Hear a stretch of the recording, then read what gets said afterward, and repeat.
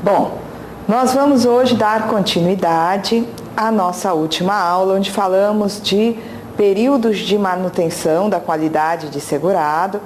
Nós já vimos que os segurados, ainda que sem trabalhar e sem contribuir, eles mantêm os direitos inerentes à condição de segurado por um período. Esse período pode ser sem limite de prazo se o indivíduo está em gozo de benefício, cessado o benefício ou cessada a atividade e, portanto, as contribuições, o segurado ainda continua nessa condição por 12 meses. Se ele provar o desemprego, esses 12 meses de manutenção da qualidade passam a ser mais 12, dá 24 total. Se for um segurado antigo no regime com mais de 120 contribuições, sem nunca ter perdido a qualidade de segurado, ele para de trabalhar e de contribuir e ele tem 24 meses de período de manutenção da qualidade. Inclusive, esse período de 24 meses, se ele faz a prova do desemprego, o período de 24 será acrescido de mais 12 meses, de modo que esse segurado terá 36 meses de manutenção da qualidade de segurado. O segurado que estava preso e foi colocado em liberdade, da data do livramento, ele tem 12 meses de manutenção da qualidade. O segurado que é licenciado do serviço militar tem 3 meses de manutenção.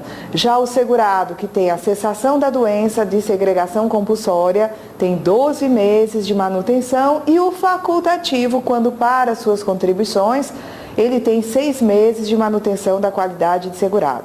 Esse período de manutenção, também chamado de período de graça, ele determina, então, manutenção de direitos. Adoeceu no período de manutenção? Embora sem trabalhar, embora sem contribuir, o segurado fará jus ao auxílio-doença, obviamente que se tiver a carência naquelas situações exigidas em lei. Hoje nós vamos ver o momento em que se dá a perda da qualidade de segurado e quais são os efeitos causados pela perda da qualidade. Então, vamos olhar aqui. Vamos dizer que um segurado, ele teve o último mês de contribuição como sendo o mês 12 de 2008. Tratava-se aí de um segurado que exercia atividade por conta própria e ele então, para de trabalhar e, portanto, de contribuir. Não quis optar pela possibilidade do facultativo, porque se sabe que quem para a atividade laboral, se quer continuar contribuindo, poderia fazê-lo enquanto facultativo, mas esse nosso segurado aqui do exemplo, ele parou a sua atividade laboral, parou de contribuir. Ele tem um período de manutenção de 12 meses, significando dizer que se ele parou no finalzinho aí de dezembro de 2008, ele terá de janeiro de 2009 até dezembro de 2009 para manter aqui nesse período a sua qualidade de segurado. Então, o seu período de manutenção de graça será, uma vez que ele contribuiu relativamente a dezembro, Então, ele tem período de manutenção de 12 meses, aqui em 2009. Se ele não voltar a trabalhar, se ele adoecer aqui no 11º mês do período de manutenção, ele tem auxílio-doença. Se ele morrer, a família tem pensão por morte. Mas ele tem que ter o cuidado com o seguinte: quando chegar o mês de janeiro de 2010, no dia 1º de janeiro, embora transcorridos os 12 meses, ele ainda não perdeu a qualidade de segurado. Apenas ele tem que tomar providências no sentido de, relativamente a janeiro de 2010, regularizar a sua condição, fazendo o recolhimento de contribuições até o dia 15 de fevereiro de 2010. Então, a providência que ele tem que adotar é transcorrer o período de manutenção de 12 meses, relativamente ao mês logo em seguida do transcurso do período de manutenção, que é janeiro, ele deverá efetuar as contribuições relativas a janeiro em dia, Segundo, nos diz o regulamento, a contribuição deverá ser feita no prazo de vencimento da contribuição do individual, que é atualmente 15 do mês seguinte. Então, janeiro tem que ter pagamento até o dia 15, Se acaso ele só pagar no dia 16, tá? Veja que se 15 foi feriado, ele poderia pagar no dia 16, porque quando esta data cair em dia não útil, o recolhimento será, né, prorrogado para o dia útil imediatamente seguinte. Mas vamos dizer que não foi o caso. 15 de fevereiro era dia útil, poderia ter sido paga essa contribuição, só que ele não efetuou o pagamento. Vai, então, no dia 16, ou seja, no dia seguinte ao do vencimento do mês, logo em seguida ao transcurso do período de manutenção, no dia 16 vai se dar a perda da qualidade de segurado, tá? Então, vocês têm que lembrar como regra o seguinte: transcorrido o período de manutenção, digamos que se trate de um segurado licenciado do serviço militar. Do momento em que ele é licenciado, você conta 3 meses. Transcorridos esses 3 meses, o mês em seguida a esses 3 deverá ser regularizado. Então, transcorrer os 3 meses, o 4º mês determina recolhimento de contribuições até o dia 15 do 5º mês, para que não ocorra a perda da qualidade segurada. Se essa pessoa que saiu do serviço militar, passou 3 meses mantendo a qualidade segurada, ela não providenciar a contribuição relativa ao 4º mês em dia, na data de vencimento, no dia seguinte ela perderá a qualidade de segurado. E vejam vocês quais são as implicações dessa perda da qualidade. A pessoa, na medida em que tenha contribuições antes da perda, não vai perder essas contribuições. A qualquer momento que ela retome a contribuição, ela poderá contar aquelas contribuições lá de trás do período, né, que ela parou a atividade, para compor tempo de contribuição. Entretanto, se ocorrer a perda, vai haver consequência no cômputo da carência. Então, vamos examinar aqui essa situação. Um dado segurado parou de trabalhar em dezembro de 2008. Aí ele passa 5 anos sem trabalhar e sem pagar contribuições, tá certo? Vamos dizer que quando ele, né, parou as contribuições, ele já tinha um total de 100 contribuições. Pagou, né? 100 contribuições, parou de trabalhar por 5 anos, consequência que vai ocorrer a perda da qualidade de segurado.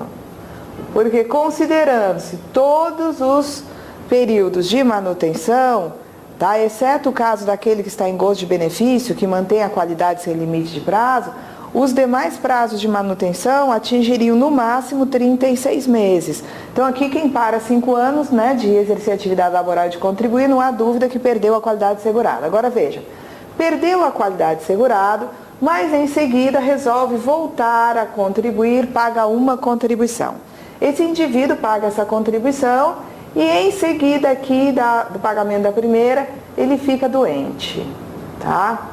Uma doença comum, não se trata de doença grave que dispense carência.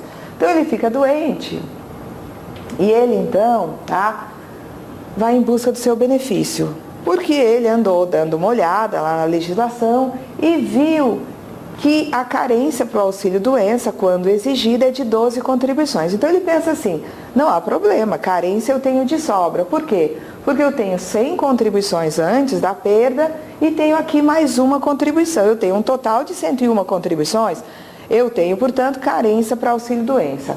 Quando ele se dirige a uma agência da Previdência que ele requer o benefício é indeferido por não haver cumprimento de carência. Como não tenho carência, eu tenho 101 contribuições, tá? E aqui vocês, né, sabem muito bem que são só 12, né? O segurado fica lá, né, desconfortável com a situação. Enfim, por que aconteceu esse indeferimento na agência?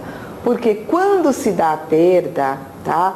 A perda determina que no retorno à condição contributiva, para a obtenção do benefício, o indivíduo tem que cumprir 1/3 da carência, certo? Para depois puxar aquelas contribuições que ele tem lá atrás. Então vamos pensar aqui, quanto é a carência para o auxílio doença? 12 contribuições. Se ele tem que cumprir 1/3 dessa carência, ele tem que pagar 4 contribuições, uma a cada mês, não adianta querer adiantar contribuições. Quando ele tiver pago 4, depois que ele voltou a contribuir, ele puxa aquelas 100 contribuições e fica com 104. Então fica uma matemática estranha. Enquanto ele tiver pago uma contribuição, ele só tem uma.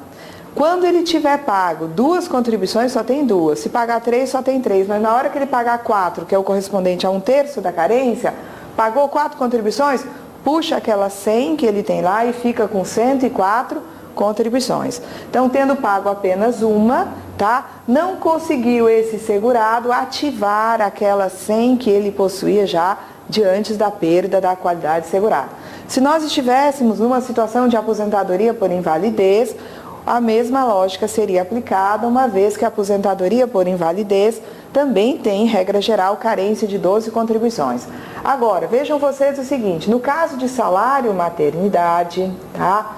Existem algumas seguradas que devem comprovar carência para a obtenção do benefício. Então, vamos dizer que se trate aqui de uma contribuinte individual que precisa ter 10 contribuições de carência para fazer jus ao salário maternidade. Então, a nossa contribuinte, ela tinha aqui, né, vamos botar logo 120 contribuições. Ela tinha 120, ela parou de contribuir por 4 anos, porque tinha parado de trabalhar, se deu a perda da qualidade segurada. Ela está, né, bem pertinho de ter, né, o bebê e resolve retomar a condição contributiva, paga uma contribuição e aqui se dá o parto, tá? O que vai acontecer? Pagou uma contribuição, ela sabe que a carência são 10 contribuições e esta aqui também imagina que tinha 120 mais uma contribuição, ela tem 121, a carência só são 10 contribuições, só que o que acontece? A perda determina que no retorno à contribuição, né, a pessoa tenha que pagar 1/3 da carência. A carência para o salário maternidade, uma contribuinte individual, conforme nosso exemplo, é de 10 contribuições. Se eu fizesse esse cálculo, daria 3,3, né? Mas a Previdência entende que aqui 3 contribuições representa cumprimento de 1/3 de carência. Então, significa o quê? Ao pagar uma contribuição, como ela não tem o 1/3 da carência de 10 contribuições, que seriam 3, ela não terá direito ao salário maternidade. Apenas se o parto tivesse acontecido depois de ela ter pago 3 contribuições. Aí sim ela teria condição de puxar aquelas 120 que ela já pagou lá atrás para compor o período da carência. Então aqui vale a mesma lógica. Se a segurada tem uma contribuição, ela só tem uma. Se ela tem 2, apenas só tem 2. Mas na hora que ela pagar 3, ela puxa essa 120 e passa a ter 123 contribuições com carência cumprida. Só que nesse exemplo o parto aconteceu antes do pagamento das 3, consequência, não terá direito ao salário maternidade. Na próxima aula, eu vou mostrar para vocês alterações promovidas pela Lei 10.666, que é uma lei de 2003, que determinou que a perda da qualidade de segurado não deverá fazer efeito para aposentadoria por tempo de contribuição, aposentadoria por especial e, quando cumprida a carência, a perda não deverá fazer efeitos para aposentadoria por idade. Então, até a próxima aula, gente.